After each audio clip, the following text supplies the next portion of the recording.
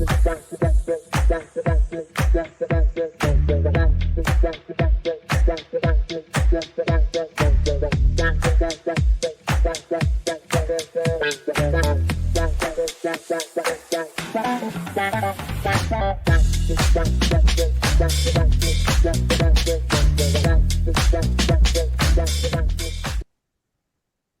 hi, I'm Lasia, and this is my BSMD counseling review.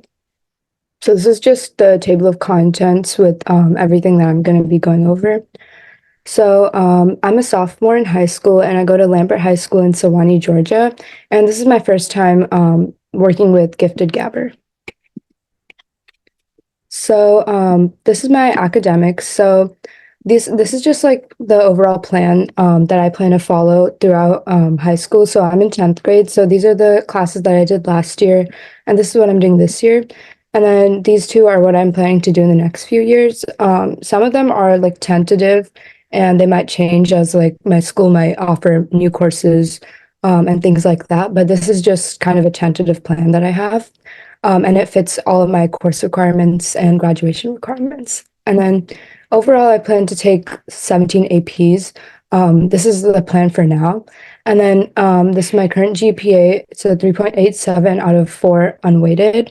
And I also plan to take dual enrollment courses as well. I haven't incorporated that into my schedule just yet, but I plan to solidify which courses I'm taking within the next few weeks. So for testing strategy, I already did take the SAT in August, and I did get the score that I wanted. I do plan to take the ACT in case I can do even better. And some strategies I plan to use are taking a lot of practice tests and identifying my weaknesses and focusing on making them my strengths, and also building a manageable study schedule. And then this graphic just shows like some of the differences between the digital SAT versus the ACT. So this is the resume that I learned how to write in this class. And so like some of the main things that it includes is just my general profile, contact information, and then my education and what experience I have. I definitely plan to add more to this as I get more experiences with like shadowing and internships.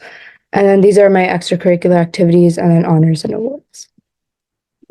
So for my main extracurricular activities, I have played piano for over 7 years, and I still do now. And I've done like various certifications, recitals, and festivals. And I've also been an Indian classical dancer for over 7 years. And again, I've done certifications, recitals, and I've also done student teaching. Like whenever my teacher is not able to teach, or just during my classes, I help out other students. And then I'm currently writing a research paper on neuroscience about the genetic versus environmental factors that affect the severity of spinal muscular atrophy, which is a neuromuscular disorder. And then I'm also an active member of HOSA and FBLA. And additionally, I'm currently planning a summer camp that's supposed to be this summer for elementary school and middle school students as well. And it's going to be focused on like career focused activities and like STEM activities to help them explore different fields. And my goal is to introduce like the medical field to younger generations.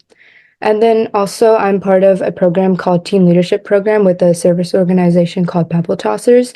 And I'm a service project leader. And last year I actually led a service project like revolved around education. And we went and tutored children and held a spelling bee for them.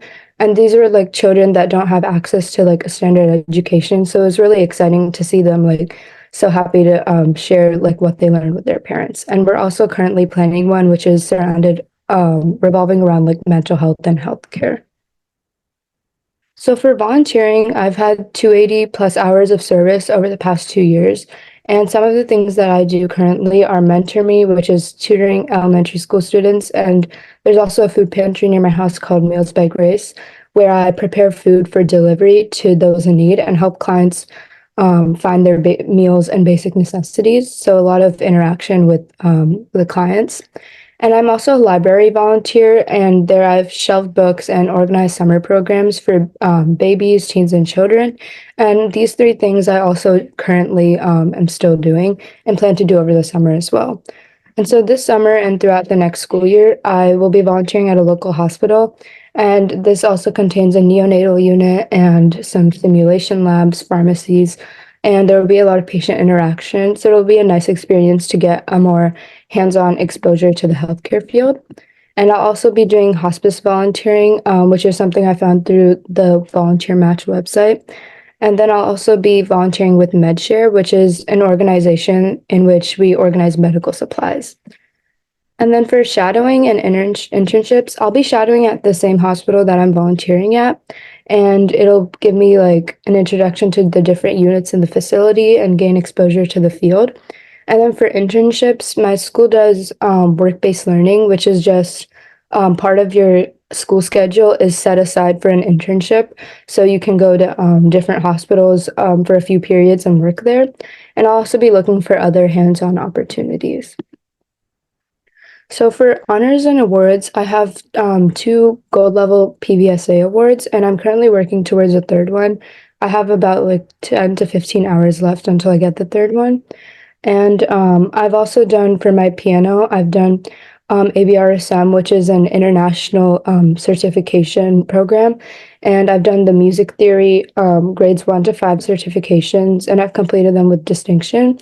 And I've also done the practical exams for grades 1 to 6, and I've earned those certifications as well. And I've also participated in a piano festival for the last 4 years, in which I was ranked superior. And then for my classical dance, I've done a certification for 4 years, and I've completed all 4 of the levels, and that includes theory and practical. So these are just some state level awards for HOSA, TSA, and FBLA, in which I placed at the conferences. And in HOSA, I'll actually be going to internationals in June. So hopefully I'll be able to get an award there as well. And also I'm on track to receive the AP Scholar with Distinction Award in the future. So this is my elevator pitch. So, hi, I'm Lassi Nagaraju, and I'm a sophomore in high school, and I'm passionate about the healthcare field, and I'm interested in spreading awareness about different disorders and giving back to the foundation of the field, which is healthcare workers and their patients. So I've done this by engaging in various types of volunteering over the past 2 years, which opened my eyes to different aspects of the world and how I can help those in need. Additionally, I have a keen interest for neuroscience, and currently I'm writing a research paper focused on the genetic and environmental factors that affect spinal muscular atrophy, which is a disorder that can cause severe muscle weakness, especially in infants. As I write this paper and research not only this disorder, but the medical field in general, I would love to work with you to get guidance and expand my knowledge about neuroscience. So for my admissions officer role play, I chose to do these 3 students, and I'll just like review why I chose these decisions.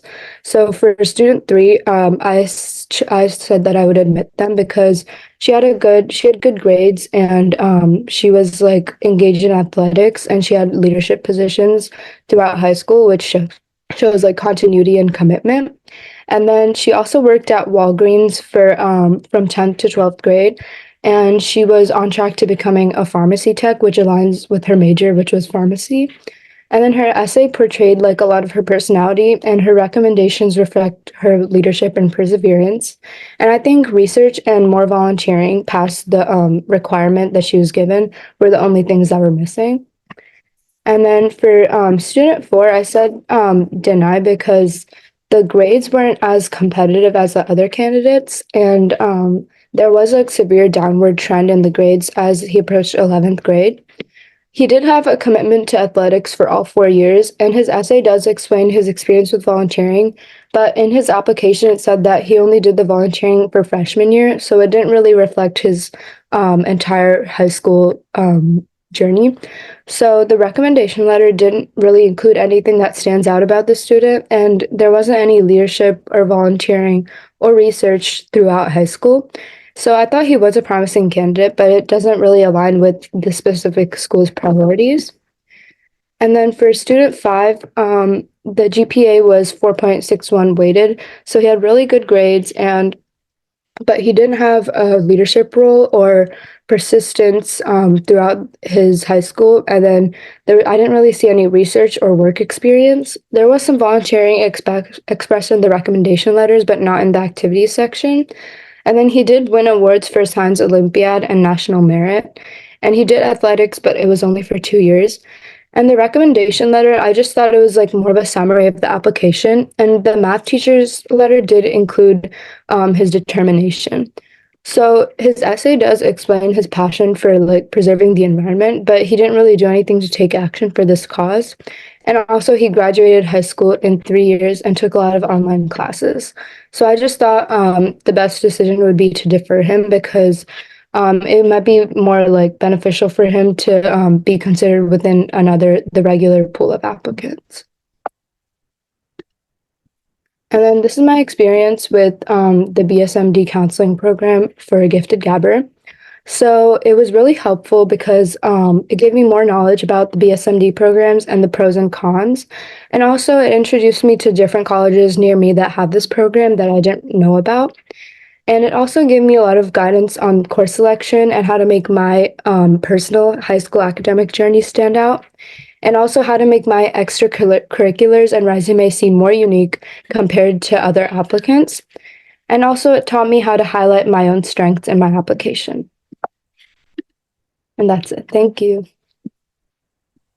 Awesome job, Lasya. That was very, very good. I liked how in depth we went into the admission officer role play. That is like very, very critical because it's like next time when you look for opportunities, you're always going to look from the perspective of the admissions officer, right? So I really liked how in depth you went in selecting, waitlisting, and deferring. So that showed like how you were perceiving the application from the point of view of admissions officer. That's excellent and great work, Lasya. I look forward to finishing your neuroscience research paper and like sharing. The next step would be for your neuroscience is to take the findings and find some experts around your area, and we will teach you how to approach them and even write an email. In the sense, you don't tell them, hey, I want to meet you. You would say that, hey, I did research in so and I would like to share the findings with you. Can I get an appointment? So that's how we're going to teach you with that. And we want you to further your research because Mona Lisa was not stored in the basement. It was put out in the frame, right? So like that, you have to showcase your research paper everywhere. Okay. So great job, Lasya. Wonderful. Thank you.